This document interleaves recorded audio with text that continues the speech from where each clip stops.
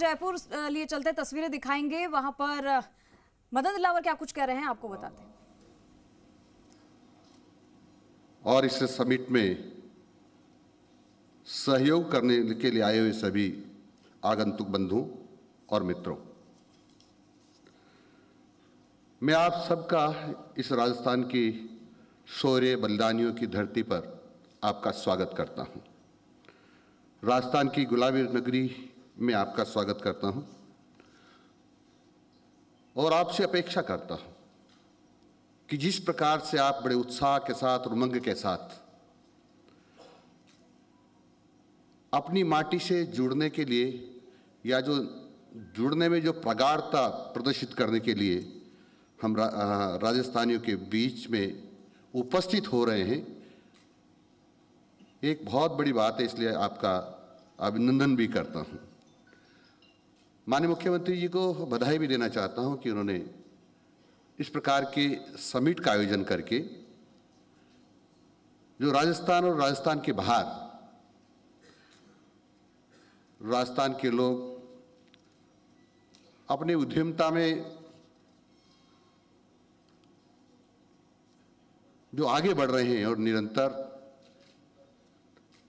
विश्व भर में कीर्तिमान स्थापित कर रहे हैं, उनको लगा है कि जिस माटी से हम जुड़ाव था हमारा, जहां पैदा हुए हैं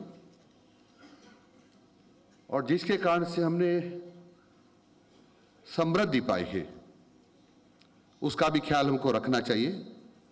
और निरंतर ये सोच करके आप इस राजस्थान की धरती में अनेक प्रकार के काम करके यहाँ के लोगों की सेवा करना चाहते हैं। मैं सरकार में शिक्षा मंत्री हूँ, इसलिए प्रारंभिक शिक्षा का और माध्यमिक शिक्षा का काम मेरे पास है। एक प्रारंभिक शिक्षा सबकी नींव है, यानी जो भी शिक्षा के माध्यम से मंजिलें बनेंगी उनका आधार प्रारंभिक शिक्षा होगा। और आधार प्रारंभिक शिक्षा होने के कारण से प्रारंभिक शिक्षा होना चाहिए, संस्कार युक्त होना चाहिए। इसलिए हम सब मिलकर के प्रयत्न कर रहे हैं। आपका सहयोग निरंतर मिल रहा है और आगे भी वांछित है। इस शिक्षा विभाग लगातार काम करके और इसमें गुणवत्ता को और बढ़ाने के लिए निरंतर काम कर रहा है।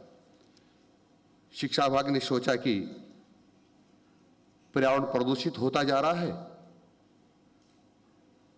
क्योंकि इस बार बाड़मेर और पाकिस्तान की सीमा पर तापमान 55 डिग्री तक पहुंच गया था।